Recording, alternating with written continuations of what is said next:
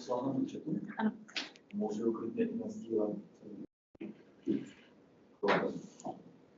Dobrý. Tak já se jenom tady zeptám, jestli se slyšíme i na druhém konci Palantíru.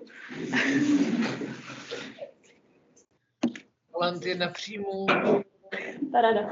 Tak jo, vážené dámy, vážení pánové, já bych vás chtěla přivítat ještě v druhém bloku dnešní fantasy konference, který je vyloženě našlapaný samýma osobnostma a luxusníma příspěvkama, takže se je na to těšit.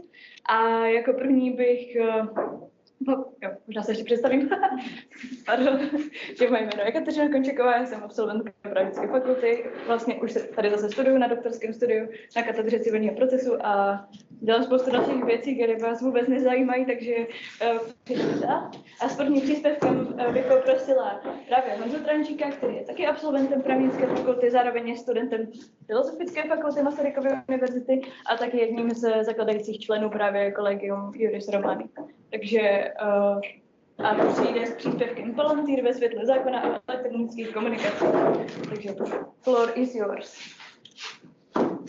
Já ti tady udělám prostor. Jak to s tím prezentací?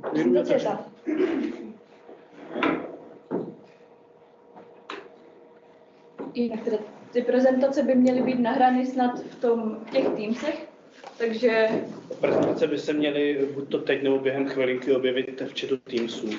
Takže si je budete, kdo jste online, moct otevřít alespoň u sebe. Jdeme na to. Jdeme na to. Vážení pánové docenti, pánové doktoři, milí spolužáci, milí absolventi, děkuji Kači za uvedení a rád bych vám představil svůj příspěvek na téma Palantíru ve světle zákona o elektronických komunikacích. Ono to úplně krásně naváže na to, o čem jsme se bavili v předchozím příspěvku a v diskuzi. A pro ty z vás, pro většinu lidí to tady je opakování. Ale to funguje dobře. Ale pro jistotu připomenu, co to je Palantír. Palantír v překladu z kmenijštiny znamená daleko vidící. Palan je ta část, která znamená daleko, a týr je něco s viděním nebo zrakem. V českém překladu to paní Stanislava Pošustová, překladatelka, označuje jako vidoucí kameny a jsou to kulaté černé objekty, které kdysi dávno vytvořili elfové, pravděpodobně dokonce sám Fëanor, což byl asi největší elfský řemeslník všech to v Eldamaru, neboli na dalekém západě, který je v současnosti už lidem skrytý. To kdysi dávno znamená za věku stromu, předtím, než vznikl slunce a měsíc a vysoké tisíce let před událostmi Pána prstenů. Palantíry se nějak dostali na Númenor, což byl ostrov, kde vznikla vyspělá lidská civilizace, která se potom pokusila vojensky zaútočit právě na Eldamar. Takže byla zničena a jenom málo lidí a jenom málo Palantírů se z Númenoru včas dostalo do Středozemě. Konkrétně jich bylo 7. 3 se dostali do Severního království neboli Arnoru, 4 na jih do Gondoru. Během dlouhého 3. věku se pak 3 Palantýry ztratili. Jeden během občanské války v Gondoru, v bitvě o Osgiliath, spadl do řeky Anduiny, kde možná zůstal na dně, možná nějak odplaval do moře, každopádně už nikdy nebyl nalezen a podle dostupných informací ani hledán. 2 se pak utopili do ledového moře Forochel spolu s arnorským králem Arveduin. Další nepříjemností bylo, že jeden z gondorských kamenů zůstal ve městě Minas Ithil v době, kdy ho ovládl Sauron, který si toho Palantíru zmocnil a odnesl se ho do své temné věže v Mordoru. K čemu je takový Palantýr dobrý? Jednak s ním můžete pozorovat vzdálená místa. Můžete se dívat do Palantýru a vidět, co se děje stovky mil daleko. Takže krásně navazujeme na nějaké to panoptikum, digitální dohled nad lidmi a podobně. Viděl skrz pevné překážky, takže pokud jste byli Denethor, správce Gondoru, Mohli jste se krásně dívat do Rohanu, ačkoliv vám v cestě staly vysoké hřebeny bílých hor, přes které byste normálně s normálním dalekohledem neviděli. Neuměli si ale přisvítit, takže neviděli to, co bylo zahaleno tmou. Takže trpaslíci měli docela výhodu, protože když kutali někde v moři, tak tam moc světla nebylo a palantýrem bylo těžké je nějak špehovat. Co je ale podstatné, tak jste se palantýrem mohli dívat do druhého palantýru. A pokud ten palantýr zrovna taky někdo používal a díval se s vaším směrem, tak se s touto osobou mohli navázat komunikaci. Palantýry nemohli přenášet zvuk, mohli jenom vidět. Ale v případě takovéhle dálkové komunikace uživatelé navázali mentální spojení a slyšeli hlas toho druhého uživatele palantýru v hlavě. Kámen jakoby převáděl myšlenky do řeči. A Tolkien specifikuje, že to musely být myšlenky, které ten uživatel v duchu formuloval ve slovech, chtěl je sdělit tomu druhému uživateli. Nedali se tak číst skryté myšlenky, které by ten uživatel říkat nechtěl. Docela podstatná věc na palantýru je, že palantýr neumí lhát. Nebyl toho prostě schopný. Jak už bylo zmíněno, tak Sauron, když ovládal ten kámen z Minas Ithil, tak mohl manipulovat s tím, co viděl ve svém palantýru Denethor. Ale mohl opravdu jenom manipulovat v tom smyslu, že mu ukázal to, co chtěl, aby ten Denethor viděl. A všechno to musela být pravda. Nemohl si vytvořit nějaký obraz, který nebyl skutečný a poslat ho Denethorovi do palantýru. Prostě nebylo ve schopnostech těch kamenů. Palantýry ukazovaly výjevy z přítomnosti nebo minulosti. Je popsáno, i když ne úplně dokonale, že palantýry měly určitou paměť. Že pokud někdo se na něco díval tím palantýrem, tak se to mohlo uložit do paměti palantýru. On to potom třeba někdy úplně náhodně ukazoval. Takže je popsáno, že palantýry samozřejmě něco ukazovaly, když se do nich někdo díval, ale občas prostě jenom ukazovali náhodné výjevy jenom tak, i když nebyl nikdo poblíž. U té paměti je docela podstatné vědět to, že ten kámen z Minas Tirith zažil velmi emotivní okamžiky vlastně Denethorovi sebevraždy, kdy se upálil, protože už úplně ztratil naději. Myslel si, že jeho poslední zbývající syn je mrtvý a že Gondor padne ve válce s Mordorem. A od té doby ten palantýr, nabitý touhle jakoby negativní energií, nebo jak to říct, téměř pořád ukazoval hořící Denethorovi ruce. A bylo docela těžké ho přesvědčit, aby ukázal i něco jiného. Už tady také bylo zmíněno zrcadlo Galadriel v Lothlorienu. Byla to docela podobná věc, co se týče toho, že mohlo ukazovat nějaké výjevy z minulosti i z přítomnosti. Ale Galadriel to navíc zařídila tak, že v tom zrcadle se mohly objevit i možné nebo skutečné výjevy z budoucnosti, což palantýry neuměli. Zas ale není známo, že by přes to zrcadlo šlo s někým komunikovat. Palantýr neposkytuje vysvětlení. Mohli jste v něm něco vidět, ale pokud jste chtěli nějaký kontext, tak jste museli vědět, co hledáte a zase si to v tom palantýru manuálně najít. Denethor takto viděl v palantýru lodě s černými plachtami, které pluly na Pelenorská pole od jihu, od Pelargiru a myslel si, že jsou to úmrští korzáři, což by bylo špatné. On na těch lodích byl Aragorn a jeho družina, což bylo dobré. Ale to právě by si ten Denethor musel sám najít, kdo přesně na těch lodích je. A jeho to nenapadlo vyhledávat, takže prostě viděl, co viděl a rozhodl se na základě toho špatně.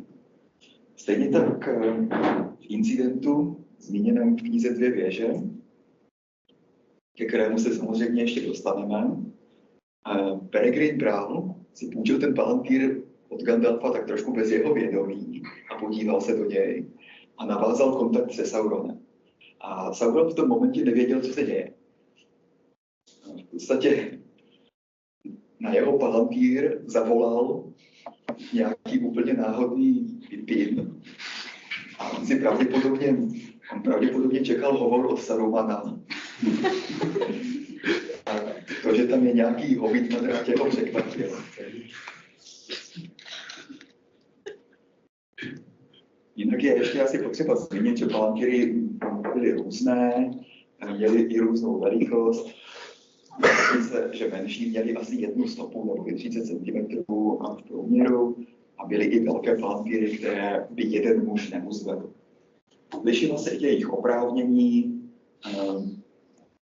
Ten velký palantýr, co byl v Osgiliathu, mohl odposlouchávat spojení mezi těmi menšími, naopak ty malé mohli komunikovat mezi sebou, ale pokud by se zrovna pokusil třetí navázat kontakt s jedním z těch druhých, tak by byla linka obsazená a palantýr by se jevil jako prázdný. Teď se dostáváme do zákona o elektronických komunikacích. Co to je telekomunikace? Čistě etymologicky je to vzdálené, něco, sdělování něčeho, komunikace. Je palantýr telekomunikační zařízení? Myslím si, že ano, protože podle paragrafu 73 odstavce 4 zákona o elektronických komunikacích se telekomunikačním koncovým zařízením rozumí zařízení přímo nebo nepřímo připojené k rozhraní veřejné komunikační sítě, které může vysílat, zpracovávat nebo přijímat informace bez ohledu na použitou technologii. To znamená, že nás vůbec nezajímá, jak to ten Feanor udělal, že to funguje. Podstatné je výhradně to, že to funguje. Veřejná komunikační síť, zase pojem ze zákona, to je síť elektronických komunikací, která slouží k poskytování veřejně dostupných služeb elektronických komunikací a která poskytuje přenos informací mezi koncovými body sítě. Zase těmi koncovými body sítě by asi byly ty palantýry. Ještě když půjdeme dál v tom gramatickém výkladu a podíváme se, co to je veřejně dostupná služba elektronických komunikací, tak to je taková služba elektronických komunikací, z jejíhož využívání nikdo není předem vyloučen. Jako palantýrů bylo málo. Nebyly úplně veřejné. Nebylo to, že by průměrný sedlák někde z jižního Gondoru zašel do Minas Tirith, jestli si může zavolat. Sloužily spíš pro potřeby vládců. Na druhou stranu nebylo to, že by byly výhradně pro potřeby vládců, protože víme, že fungovaly i pro Pipina, když je náhodou dostal do ruky. Dokonce ten omylem navázal to spojení s tím Sauronem. Dokonce se nabízí teda možnost, jestli Sauron v tom případě neuskutečnil zlomyslné volání. Čiž by se dopustil přestupku podle paragrafu 119 odstavce 1 písmene A zákona. A jestli by tam nevznikla povinnost provozovatele komunikační sítě identifikovat zlomyslného volajícího.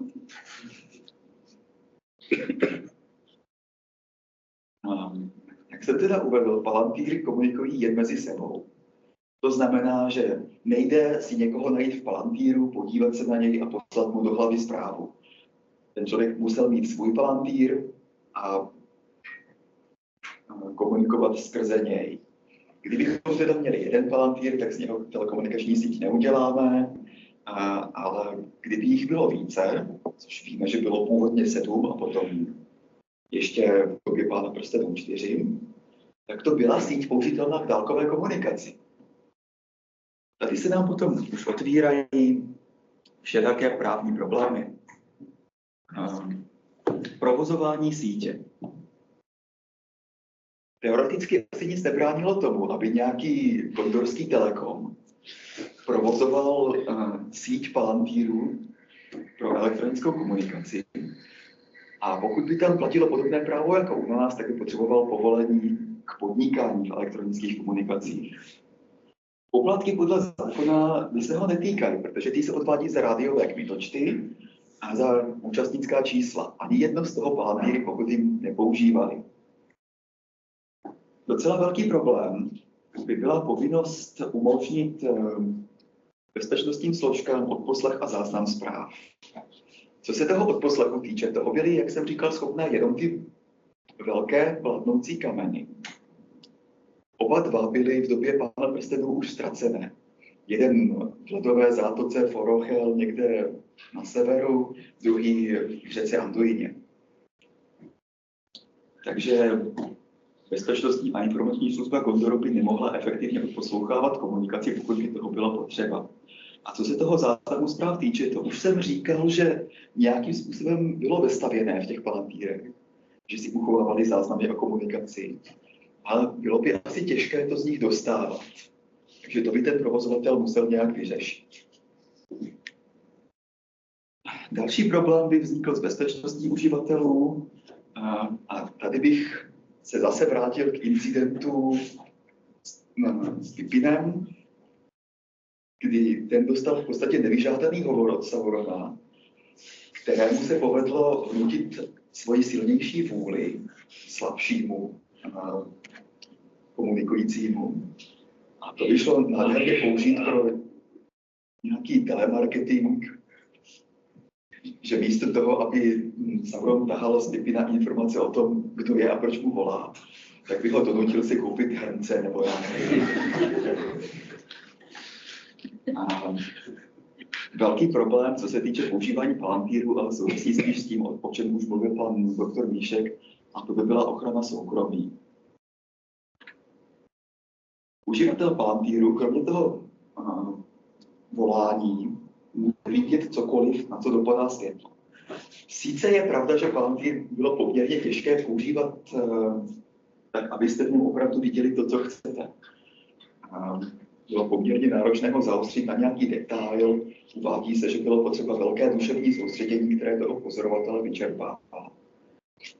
Denethor, druhý správce Gondoru, byl první po strašně dlouhé době, který si s tím palantýrem hrál.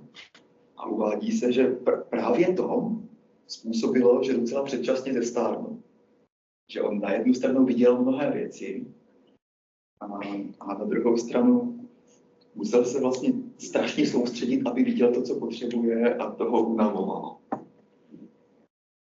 Každopádně ale palantýr můžeme přirovnat ke kameře zabírající veřejné prostranství. A vlastně nejenom veřejné, jakékoliv, kde je aspoň trochu světla.